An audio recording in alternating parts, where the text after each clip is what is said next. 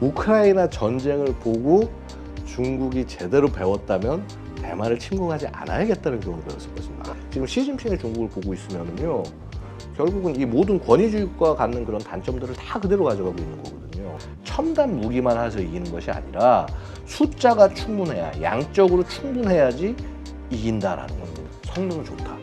국제사회에 나가서 경쟁할 수 있는 정도 수준이 된다. 그런데 조금 전에 말씀하셨지만 지금 중국에서 또 우크라이나와 러시아의 이 전쟁을 좀 중지하겠다 나서면서 또 한편으로는 무기를 또 러시아에 지원해 줄 수도 있다는 이런 이야기들이 나오면서 또 서방 세계의 경고가 중국에게 지금 당하고 있고 하는 상황인데, 일단 중국의 러시아 지원 이제까지의 관계를 보면 또 가능할 것도 같은데요. 이렇게 되면 확전이 되는 거 아닌가요? 뭐 사실은 그런 부분이 있을 겁니다. 근데 사실 이게 만약에 이제 국제 정치 중에서 패권국 간의 경쟁의 관계라는 측면에서 바라볼 때는요, 상당히 중국이 만약에 패권국으로서의 지위를 노린다면 러시아가 계속 전쟁하길 바랄 것입니다. 그래서 사실은요, 러시아와 중국이 서로 엄청난 혈맹이라고 얘기할 수 있는 국가가 아니고요. 어찌 보면은 미국에 대항하는 헤게모니 경쟁에서 미국에 대항한다라는 커다란 대의하에서 서로 불편한 측면이 있지만은 그럼에도 불구하고 협력하는 그런 관계로 볼 수가 있는 것이거든요. 그리고 사실 중국과 러시아는 서로 접경하는 국가로, 사실 접경 국가들끼리는 기본적으로 경쟁 관계라고 봐야 될 겁니다. 네. 근데 이제 다만 분쟁 관계가 아니기 때문에 이제 서로 협력이 되는 것이고요. 중국 입장에서는 러시아가 저렇게 소진되면 될수록 자신들의 영역을 넓히는 데 훨씬 더 도움이 되는 것이죠. 그렇다면 사실 그 러시아를 계속 전쟁을 지원하게 해서 그 힘을 빠지게 만들고, 그러면서 사실은 또 미국과 혹은 서구의 힘을 빠지게 만들고, 중국 입장에서는 나쁠 것이 없는 접근이죠. 그 뭐죠? 그 손자병법의 어부지리? 어부지리 이런 건가요? 뭐 EJ가 될 수도 있는 것이고요. 그래서 여러 가지 그 측면에서 중국 입장에서는 사실은, 왜냐면 전쟁이 계속돼 가지고 해서 이 러시아의 그 천연 자원을 굉장히 어찌 보면은 방해 없이 지금 획득하고 있는 입장이라고 한다면은요, 이거 계속되기를 바란다고 해도 과언은 아닐 것이다. 하긴 또 그러한 것들에 있어서 위안화 결제 예. 이러면서 뭔가 통화에 대한 그렇죠. 어느 정도 이제 그 새로운 경제 블록도 형성이 되고, 그 사실 그러니까 이런 겁니다. 역사를 봐도요, 미국이 역사의 중심으로 등장한 게 이거죠. 1차 세계대전에서 유럽이 자기들끼리 서로 막 싸우고 갉아먹으면서 계속, 미국은 참전하기 전까지는 사실 굉장히 전쟁에서 이득을 보고 있었고요. 네. 그 다음에 2차 세계대전도 마찬가지로 어찌 보면 이렇게 좀 2차 세계대전 조금 더 적극적으로 참여했죠. 하지만은 전쟁이 무너지고 난 국가들을 재건시키면서 자신의 시장을 다시 재건시켜서 성장을 한 거고요. 분명히 중국도 어떤 그러한 꿈을 가지고 있지 않을까 생각이 됩니다. 예. 그래서인가요? 그 우리가 좀 중재할게. 그런데 거기 뭐 젤렌스키 우크라이나도 그렇고 바이든 서방 세계도 그렇고 너네가 그렇게 나오는 건 합리적이지 않아. 오히려 냉담하다. 이런 예. 반응들이 나오나 봐요. 그렇습니다. 왜냐하면요, 결국 중국이 중재를 하겠다라고 나서고 얘기를 하고 있지만은요, 기본적으로는 러시아의 입장과 생각에서 얘기를 하고 있기 때문에 그야말로 진정한 중립의 태도에서 접근하는 것은 아니라고 볼 수 있겠죠. 결국 이런 상황에서 뭔가 국제 평화에 기여하고 있다라고 하는 인상을 만들어내기 위한 접근이라고 저는 그렇게 보고 있습니다. 예. 지금 사실 러시아 전쟁, 우크라이나 전쟁 초기에 지금 이렇게 그 러시아의 액션을 보고 중국도 대만 침공을 하는 거 아니냐 이런 걱정과 뉴스들이 쏟아졌던 적이 있었어요. 예. 그리고 그 긴장, 하원 의장이 예. 그 들렀다 오면서 긴장 관계는 더 막 그래서 막 이거 뭐야? 어떻게 되는 거지? 실제 전쟁 터지나? 이랬던 기억이 나는데 맞습니다. 이 대만 침공에 대한 이 시나리오 이거는 가능성이 있는 겁니까? 근데 사실은요, 어떻게 보면요, 우크라이나 전쟁을 보고 중국이 제대로 배웠다면 대만을 침공하지 않아야겠다는 교훈을 배웠을 것입니다. 아, 그래요? 왜냐하면요, 이게 지금 이 전쟁의 양상에서 우리가 봐야 될 것이요. 자, 과거에 우리 전쟁하면 뭐 이렇게 넓은 뭐 황무지라든가 뭐 막 벌판 이런 데서 싸우는 그런 모습을 보였습니다만은요. 어떻습니까? 우크라이나 전쟁 초기에는 상당 부분 시가전이고 지금도 시가전이 상당 부분 많이 섞여 있습니다. 소위 이제 우리가 이게 메가시티 작전이라고 얘기하는데요. 엄청나게 많은 인원이 사는 메가시티. 그다음에 이 도시들은 지하로 또 이렇게 서로 연결이 돼 있고 이거 싸우는 거는요 거의 지옥과도 같은 일입니다. 그러게요. 시가전 하면은 병사를 상당히 잃는다고. 엄청나게 잃을 수밖에 없는 것이고요. 방어자 입장에서 유리하기도 한 측면이 엄청나게 많은 것이죠. 결국은 대만이 방어전을 펼치고 그다음에 만약에 모든 국민들이 싸워서 항전 의지를 만약에 내비친다? 이럴 경우에는 중국 엄청난 희생을 이룰 수밖에 없고요. 그다음에 더 큰 문제는 그겁니다. 사실 바다 건너는 게요. 보통 문제가 아닌데. 근데 육로를 통해서 육군이 들어온다면 모르겠지만 예. 배를 통해서 실어 나른다 그러면 이게 한계가 좀 있을 것 같기는 해요. 당연합니다. 당연하고요. 이거는 뭐 상륙 전력이 아무리 많은 국가라고 하더라도요. 이 상륙 지점을 찾아가지고 해서 교두보 구축한다? 이거 그렇게 쉬운 일이 아닙니다. 게다가 사실 대만 자체도 소위 반접근 지역거 뭐 A2AD 전략을 활용하고 있는데 지금 뭐냐면 엄청나게 많은 대함 미사일로 무장을 해서 넘어오는 배는 모든 족족 격침시키겠다라고 준비를 하고 있는 것이고요. 사실은 정말 옆에 섬이라도 새로 만들어서 혹은 공사를 해가지고 육로로 연결하지 않는 한은요 대만 공격이 그렇게 쉽게 될 수가 없습니다. 이게 그 미국의 CIA 국장도 우크라이나 전쟁을 통해서 중국의 그 대만 침공이 늦춰졌다 이런 이제 분석을 내놨잖아요. 예. 이게 지금 말씀하신 이유인가요? 예, 맞습니다. 그러니까 왜냐하면 실질적으로 가서 결국은 병력이 가서 무엇을 점령하고 사실 뭐 점령보다 더 중요한 건 전쟁을 이기려는 방법이 딱 세 가지입니다. 뭐냐면 이제 적의 병력을 섬멸하거나 그다음에 적의 수도를 점령하는 수도 점령이라는 건 그냥 땅 따먹기를 하는 게 아니라 거기 있는 요인들까지 전부 붙잡아서 그야말로 완전히 그 적 국가 지도부를 리더를 포함해서 완전히 굴복시키는 거죠. 세 번째는 뭐냐면은 적의 동맹을 끊게 만드는 거. 이 셋 중에 하나만 해도 전쟁은 이깁니다. 자, 근데 동맹을 끊게 하는 거 지금 봐서는 뭐 미국이 대만에서 물러날 모습 전혀 안 보입니다. 되려 지금 어떻게 보면 일본까지 끌고 들어와서 대만 전쟁 갔을 때 지원하게 만들려는 그리를 만들고 일본, 뭐 호주, 심지어 인도까지 붙어들일 참입니다. 인도는 뭐 잘 안 오겠지만 자 이렇게 돼 있죠. 그 다음에 수도를 공략해서 공격한다. 사실은 뭐 핵미사일을 쏘지 않는 한 그렇게 적의 뭐 지휘부를 제거한다라고 하는 것 사실 그렇게 쉬운 일은 아닙니다. 그다음에 병력 섬멸을 하려고 그러면 결국은 내가 압도적인 전력을 갖고 들어가서 상대방을 이렇게 그야말로 순삭을 할 수 있는 정도의 전력을 가져가야 되는데 말씀드렸다시피 상륙 작전을 하고 여기는 방자 입장이고요. 그러면 우리 전통적인 공방 이론에 따르면은 공격자가 방어자의 3배 정도의 병력을 가져야 되는데 이거는 상륙이 되면 거기에 한 곱하기 3에서 5 정도로 해줘야 됩니다. 이게 절대 쉬운 일이 아닌 거죠. 그렇군요. 그렇다면 그동안 중국에서 이제 흘러나오는 뭐 예를 들어서 그 무인기를 동중국해에서 운용하고 있는데 이것이 뭐 최근에 급증하고 있다는 거, 네. 혹은 10년 동안 그 시가전 시뮬레이션을 해왔다는 거, 이러한 소식들이 계속 나오는 이런 거는 어떤 겁니까? 기본적으로 당연히 이건 그러니까 중국의 대만에 대한 군사적 위협이라고 볼 수 있고요. 그냥 위협 정도. 위협 정도고 그다음에 사실은 이게 이제 중국이 준비하는 역량인 건 맞습니다. 즉 무인기는요. 중국 목표가 전 세계에서 가장 많은 무인기를 갖고 운영하는 국가가 되는 게 중국의 목표예요.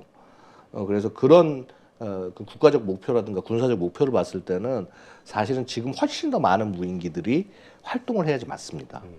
그래서 그냥 그런 맥락에서 지속되는 거라고 볼 수 있고 시가전에 대한 시뮬레이션은 이거는 뭐 중국이 대만을 자기 것으로 만들기 전까지는 계속될 것이다. 그냥 기본적으로 가져가는 것이다. 그러니까 하면 할수록 현재 상태에서는 좋은 결과가 안 나올 겁니다. 절대. 근데 그 사실 뭐 거기는 뭐 그 천명을 하고 있잖아요. 대외적으로, 대내외적으로. 그렇죠. 대만은 하나의 중국. 그래서 우리는 흡수 통일을 할 것이다. 근데 이 무력을 통하지 않고는 거의 방법이 없는 거 아닌가요? 그렇죠. 결국 뭐냐면 이런 겁니다. 마찬가지인 것이요. 우크라이나 문제도요 그렇고요. 자, 한번 생각해 보겠습니다. 지금 러시아가 우크라이나를 침공한 게 뭐 우선 뭐 우크라이나의 나치화를 막네, 비군사를 하네, 이거 전부 헛소리죠, 그렇죠?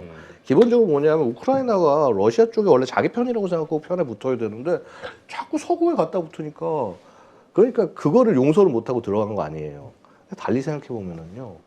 그럼 자기네들이 우크라이나인들한테 잘했어야지. 그렇죠. 경제적으로나 서로 교류나 이런 부분에서 매력적인 국가였다고 한다면은요. 서구에 붙을 이유가 전혀 없습니다. 지원도 더 많이 해주고. 저도 그러니까 그냥 우크라이나 그냥 여기는 우리가 가지고 있는 곡창지대야 라는 식의 생각을 갖고 굉장히 뭐라 그럴까 불공정한 그러니까 중앙정부와 지방정부가 마치 대해서 중앙정부와 지방정부를 마치 쪼듯이 그런 식의 국가 간의 거래를 계속 해왔기 때문에 이런 일이 생긴 거예요. 마찬가지로 중국이 정말 대만하고 합치고 싶다면요. 대만하고 잘 지내면 되는 겁니다. 협박할 게 아니라. 협박할 게 아니라. 근데 어쨌거나 지금 중국이 할 수 있는 것, 할 줄 아는 건 지금 협박밖에 없거든요. 이게 뭐 대만한테만 그런 게 아니라 우리도 마찬가지고, 뭐 일본도 마찬가지고. 그러니까 이게 한 나라가 국력이 세지면 세질수록 군사력도 올라가고 어떤 자신감이 붙는 건 당연한 일입니다. 근데 그것을 어떻게 활용하느냐, 그러한 성숙한 면이 전혀 없고요. 언젠가 중국이 그런 성숙한 국가가 된다고 한다면은 아마 국제사회는 더 좋은 사회가 될 거고 아마 국제사회에서 중국이 리더가 되라고 인정을 해줄 겁니다. 네. 하지만 지금 현재 중국의 모습으로는요. 리딩은커녕 아니 코로나 뿌려놓고 지금 자기들 모른다 그러고 막 이러고 있는 정도 수준의 국가한테 국제사회를 리드할 거를 기대한다? 그런 나라 단 하나로 없을 겁니다. 그러니까 결국 자체적인 힘을 커질 수 있어도 어떤 국제적인 신뢰, 신망 관계는 다 이룰 수 있다. 사실은 이미 상당 부분 이뤄왔고요. 이미 이뤄왔고 결국은 앞으로 이제 어떻게 하냐가 굉장히 중요한데 이게 사실 어떻게 보면 중국이 이래서 안타깝다는 겁니다. 그나마 과거에 엘리트들이 해왔던 시기에 있어서 뭐 아니면은 뭐 덩샤오핑의 도광양해 같은 거라든가 그런 시기에 있어서는 중국이라는 나라가 굉장히 조심스럽고 성숙하고 이게 잘 같이 나갈 수 있는 나라겠구나라고 생각을 했는데 지금 시진핑의 중국을 보고 있으면은요. 결국은 이 모든 권위주의 국가가 갖는 그런 단점들을 다 그대로 가져가고 있는 거거든요. 이거는 사실은 중국인들의 미래를 생각해서도 굉장히 안 좋은 일이다. 뭐 이런 말씀을 드릴 수가 있겠네요. 네. 지금 그렇다면 일단 우리가 대만 침공과 관련해서는 사실 불가능한 시나리오로 생각하는 게 맞을 수 있겠네요. 저는 기본적으로 대만 침공은요. 그 엄청난 국가적 희생. 그러니까 중국이 이게 병력이나 이것들을 엄청나게 희생을 하고 그다음에 그 모든 비난들을 공산당이 다 짊어지겠다라는 각오가 있으면은 된다. 그런 결정을 구태여 그렇게 할 필요가 있겠느냐. 지금 아직까지는 그럴 필요가 없는 상황인데 혹 모르죠. 중국 내에 더 이상 어떤 동력이 없을 때 그럴 때는 최악의 경우라는 건 언제나 존재하기 때문에 가능성이 아예 없다라고 말씀드리는 것은 전략을 공부하는 사람으로서는 제가 함부로 드릴 수는 없는 말씀이고요. 다만 개연성 자체는 현재로서는 현재 국제정치 상황과 현재 중국의 국익과 기타 여러 가지를 비교했을 때는 상당히 낮다라는 정도로 말씀을 올리겠습니다. 네. 사실 우리가 중국의 데이터를 못 믿을 데이터로 치부하잖아요. 워낙 뻥이 좀 많이 들어가가지고. 근데 지금 이제 사실 이 동중국해 이쪽에서 이제 미국이 그 함대를 통해 미국 함대가 이제 어떤 대만 해협이라든가 이런 쪽을 지키기 위해서 이제 하고 있잖아요. 여기에서 충돌이 일어날 수 있는 가능성도 많이 언급이 되던데 그러면은 항상 나오는 뉴스가 중국의 해군이 엄청 항공모함도 그렇고 많이 좋아졌다. 그러니까 충분히 싸울만하다 이런 얘기가 있는데 한쪽에서는 택도 없는 소리라고 하는 경우도 있고요. 일단은요 전력 자체 그다음에 워파이팅 그러니까 싸우는 능력 자체로 봤을 때는요 택도 없는 것이 현실입니다. 그러니까 이런 말씀을 주세요. 항모가 같은 항모가 아닙니다. 항모라고. 그러니까 지금 이제 미국의 예를 들어서 이제 니미츠급 항공모함 이제 뭐 거의 한 근 10만 톤 가까이 되는 굉장히 덩치가 크죠. 여기에 전투기가 그러니까 이제 함재기 전체가 들어가면은 한 80여 대 정도가 들어가요. 이제 물론 그게 함재기가 전부 전투기가 들어가는 건 아닌데 전투기를 한 치면 50대, 60대 정도가 들어갑니다. 그러면 최소한 한 4개 정도의 비행 대대가 나오거든요. 중국이 지금 이 보유하고 있는 항공모함 지금 덩치를 계속 키워나가고 있습니다만 제일 처음 만들었던 거는 항공기 30여 대 정도밖에 못 들어가고요. 그래서 그 다음에 만든 게 한 40여 대 들어간다 그러고 지금 만들어봐야 한 50여 대 들어갈 텐데 그 중에 전투기 기능으로만 찍어서 얘기했을 때는 전투기 한 뭐 20대, 30대 정도 수준? 그 다음에 이 전투기가 제대로 작전을 할 수 있냐. 지금 3번 함 정도에서 캐터펄트를 장착한 함부터는 조금 할 수 있겠습니다만 소위 스키 점프대라고 해서 요걸 통해 가지고 자기 힘으로 뜨는 거 이거는 비행기가 엄청 가벼워야 돼요. 그러면은 원래 비행기 무게가 있기 때문에 폭장 장착량과 이 연료 장착량의 한계가 있어요. 그걸 제 힘을 못 내고 나는 겁니다. 그러면은 사거리도 제대로 못 가, 무장도 충분히 못 따라. 게다가 숫자는 절반이야. 근데 그거와 미국 항모가 함대가 서로 맞붙는다? 택도 없는 얘기죠. 근데 이제 다만 차이는 이런 겁니다. 이제 중국이 워낙 뭐라 그럴까 이 건함 능력, 함정을 찍어내는 능력이 대단하다 보니까요. 최근 찍어내는 수준이 거의 제정신이 아닙니다. 그래요. 이게 어느 정도냐면 이거죠. 그러니까 우리가 해군력을 평가할 때 총 톤수로 평가를 해요. 그러니까 얼만큼 배 숫자로 하는 게 아닙니다. 보통 이제 숫자로 많이 하는데 숫자로 하면요 전 세계 4위의 해군이 북한 해군이에요. 아, 그래요? 쪽배들 많으니까. 쪽배들. 네, 그러니까 무슨 뭐 글로벌 파이어 파워니 하면서 이상한 뭐 세계 뭐 군사력 수진 사이트 가면 북한 해군이 4위가 돼 있다니까요. 근데 그렇게 평가하는 게 아니라 그래서 총 톤수 왜냐하면 배가 충분한 무게를 갖고 그래야 이제 무장이나 이런 것들 제대로 장착하고 그렇죠. 사이즈가 나오는데 총 톤수로 치면 우리가 30만 톤이 안 됩니다 우리나라가. 일본이 이제 60만 톤대 초반 정도가 되고요.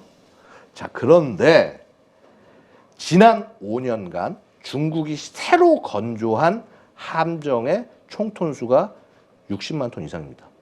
일본 해군력 전체를 해나가는 함정을 근 5년 동안 찍어냈다는 거예요.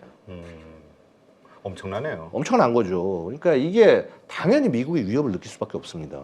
일단 양적으로. 양적 자체에서 그다음에 뭐 무기 자체도 솔직히 성능이 어떤지 몰라요. 막 자기들도 이지스 무슨 구축함을 만들었네 하는데 겉만 비슷한 거지 실제 레이더 성능이 나오는지 아무도 모릅니다. 그치. 전투에 참여한 적이 없으니까. 그러니까 아무도 모르는데 자 어쨌거나 하여튼 그 성능이 50% 60%가 나온다고 50% 60%만 나온다고 하더라도 무시할 수준은 아니거든요.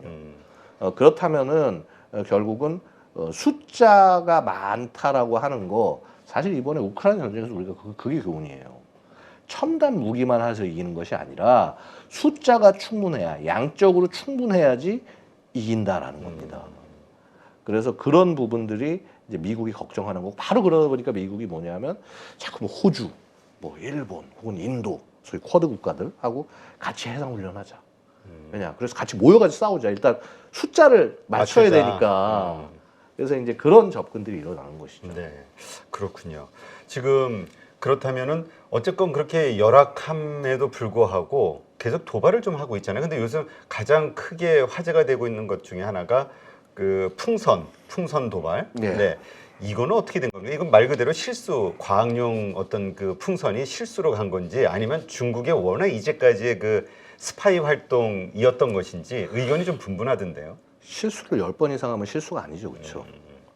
이 풍선이 굉장히 많은 풍선들이 날아갔습니다. 미국이 격추한 것만 4개입니다. 아, 그래요? 예. 그다음에 이제 혹 뉴스를 보시면 아시겠지만 얼마 전에 보면 U2 정찰기가 고고도 정찰기가 풍선 옆에 다가가서 사진을 찍었어요. 도대체 뭔가. 찍어봤더니 그냥 관측용이 아니라 굉장히 다양한 센서들이 안에 달려 있는 겁니다. 게다가요. 관측용 기구는요. 통상 그런 거죠. 한 5kg 이하 정도의 굉장히 가벼운 것이고요. 그다음에 날아봐야 그렇게 오래 안 납니다. 그래서 근데 얘는 그렇지가 않거든요. 그래서 그런 측면에서 볼 때 이거는 그냥 고의적이다라고 얘기할 수밖에 없는 것이고요. 중국이 무슨 얘기를 하건 간에 결국은 근데 잘 이해가 안 되는 게 예. 우리 인공위성이 충분히 많이 있잖아요. 인공위성으로 다 할 수 있는데 왜 기후 풍선 그 풍선을 날려가지고 뭘 더 얻을 수 있을까? 그게 제가 볼 때 핵심인데 이런 거죠. 그러니까 인공위성 분명히 중국 굉장히 많이 최근에 쏘아 올렸어요. 네. 한 50여 최근까지 군용 위성, 정찰 위성, 통신위성 합쳐가지고 50여 개 이상을 띄워놓고 운영을 하고 있습니다. 네. 그러니까 거의 한 근 10년 이내 거의 한 5배, 6배가 된 거예요. 그래서 분명히 대단하다고 생각을 하지만은요 이런 게 있죠. 그게 사실은 충분한 숫자는 아니에요. 그 다음에 또 일부 예를 들어서 자세하게 보고하는 거는 그 나라 올라가서 찍는 게 제일 좋은데 그 사실 이제 오픈 스카이 트리트라고 그래서 이제 상대 국가를 막 이렇게 상공을 비행하면서 이제 쳐다볼 수 있게 하면서 서로 이제 군축을 향해서 나가자라고 하는 그런 접근들이 있었는데 그게 이제 그것도 같이 다 없어졌어요. 그 미국과 러시아가 사이 안 좋아지고 이제 하면서 자 그러면 뭐 러시아를 통하든 뭘 통하든 정보나 이런 것들을 받아볼 수 있을 텐데 충분하지 않을 거란 말입니다. 그러면 가장 회색적인 수단, 그러니까 군사적으로 보이지 않지만은 그럼에도 불구하고 일부 정보를 수집할 수 있는 수단으로 통신을 보내면 하나도 이거 리스크가 없거든요, 사실은 이건.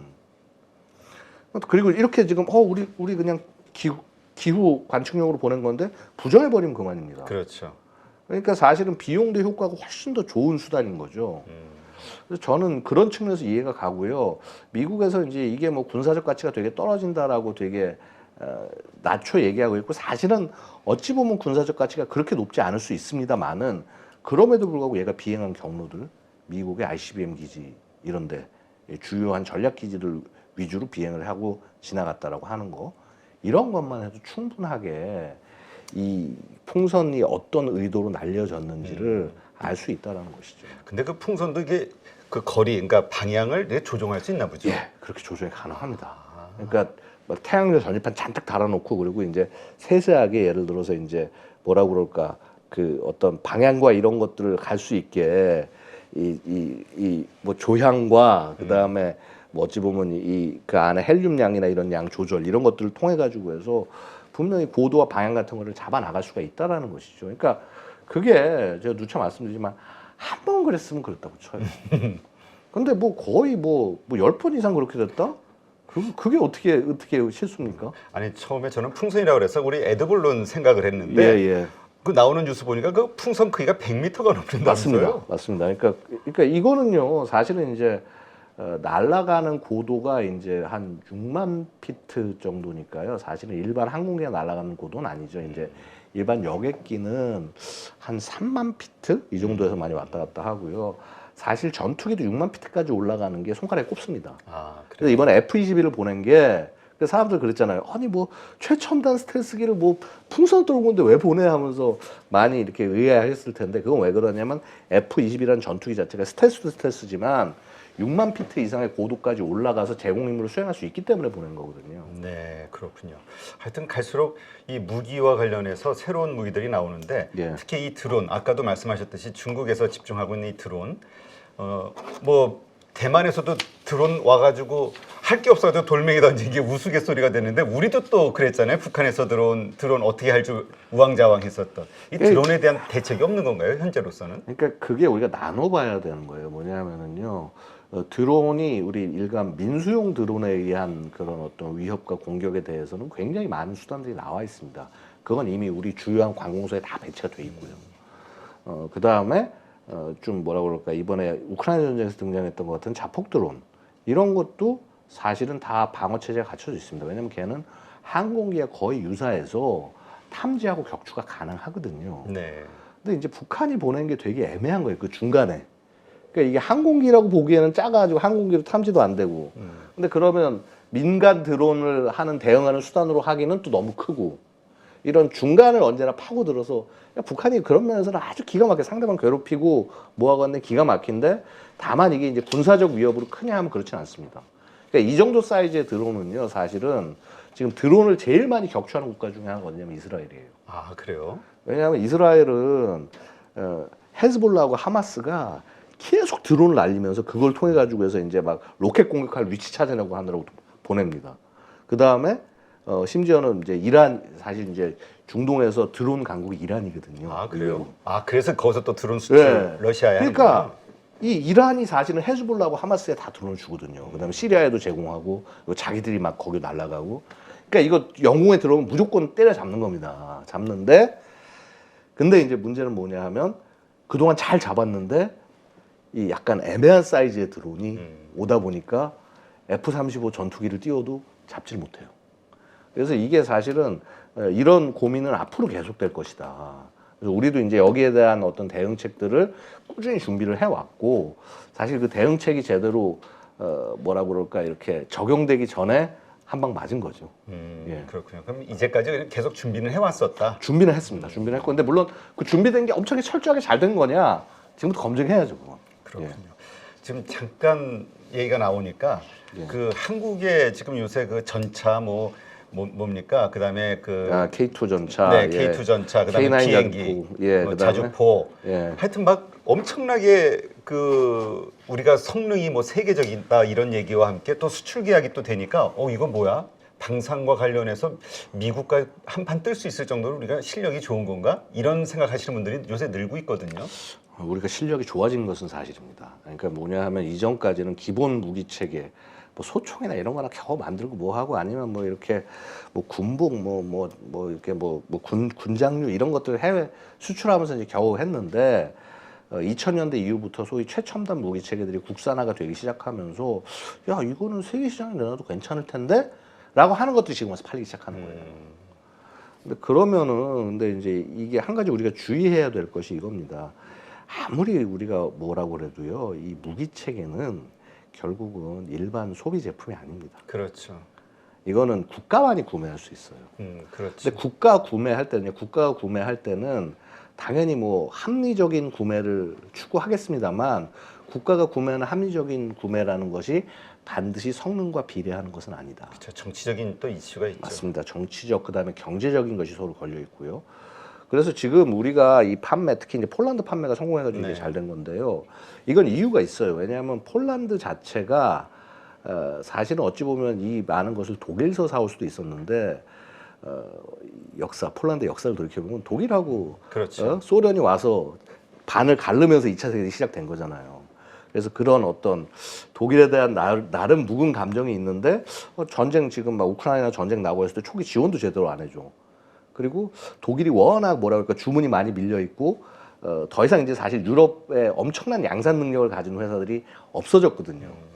그러다 보니까 빠른 시간 내에 물건을 제공하고 제대로 된 걸 제공하고 적절한 가격을 제공할 나라 대한민국인 거죠. 그래서 온 거고.